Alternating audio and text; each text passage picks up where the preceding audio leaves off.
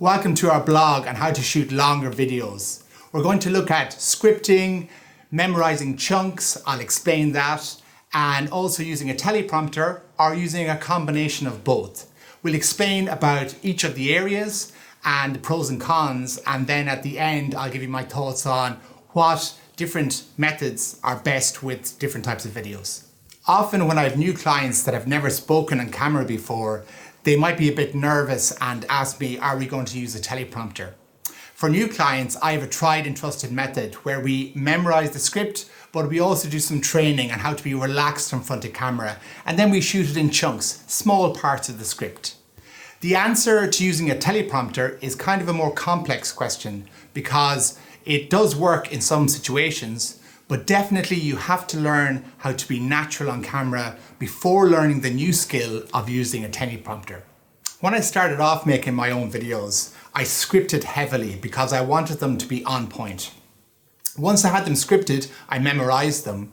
And then when I was standing in front of camera, sometimes they changed a little, but more or less they were exactly what I'd written down. So then, instead of recording the whole video, I recorded it in chunks.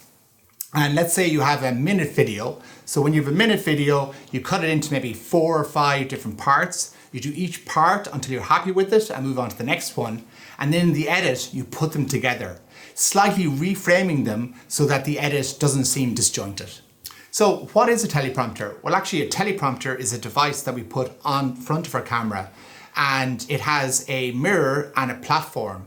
And you put maybe a phone or an iPad on the platform, and then the mirror reflects the text back to you. So when you're looking straight down the lens, you can still get prompted on what you want to talk about. There are expensive versions like the ones used on TV by newscasters. So these have the words playing along and somebody's actually monitoring it. And if the newsreader gets a bit faster or slower, they will pause it. So it very much mirrors what the speed and what the newscaster is saying, and they can stop and it will start again. So somebody is helping them with the pace of the words. There are cheaper ones as well. So pretty good that you can use with an iPad, and you can find a lot of them on Amazon. Then there are smaller ones still that are just for use with the phone. I'm using one of those. I got it off eBay years ago. It's a really cheap version. And I use the Elegant Teleprompter Pro for the teleprompter app on my phone. So here are some tips on using a teleprompter. So sit far enough away from the camera so that it's not very obvious that your eyes are reading back and forth. Also make the sentence lengths short, again for the same reason, so that we don't have the eyes moving back and forth on your video.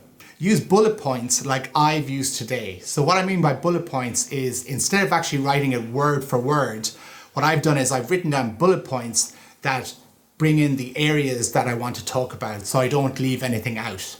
And finally, and probably the most important thing, is learn how to be natural on front of camera, and then learn how to use a teleprompter and be natural using a teleprompter, because you don't want to come across like you're reading, you want to actually engage with your audience.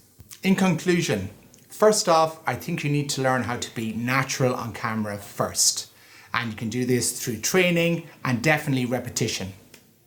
For longer videos, you will write your script, you will memorize the different chunks, and you will shoot it in chunks, and then you will edit that together. Get used to doing off the cuff, in the moment videos. This really helps your presentation style. As I mentioned, when I started making my own videos, I scripted heavily. And then as I developed, I started using a bullet point system. So basically I would write down the bullet points, and then I would develop the points through each take and then pick the best take at the end. Now I've kind of brought this on with the use of the teleprompter, because I use the teleprompter for my bullets so that it's less me reading, but still I'm able to see the different points I want to talk about.